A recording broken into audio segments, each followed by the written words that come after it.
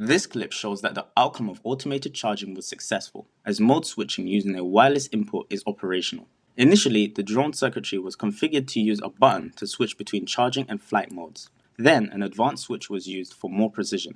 After that, through the use of peer review testing, sprint feedback, research into automated charging, and reflection on KPIs of charging automation, the drone achieved automated charging. This was accomplished using the software Postman and API configurations created with Python libraries Flask and Waitress. This outcome achievement leads to the KPI of reduced time spent charging the drone.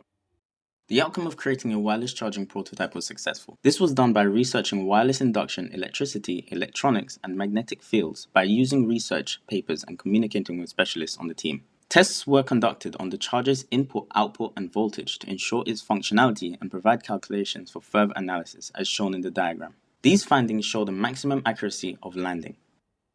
In this clip, the image recognition outcome was successful, resulting in the drone being able to land in a 5 meters squared radius, meeting the landing accuracy KPI. This was achieved on time by researching and comparing software options, leading to the optimal option being chosen. For example, OpenCV was chosen instead of optical flow for its simplicity, which reduced the project's development time.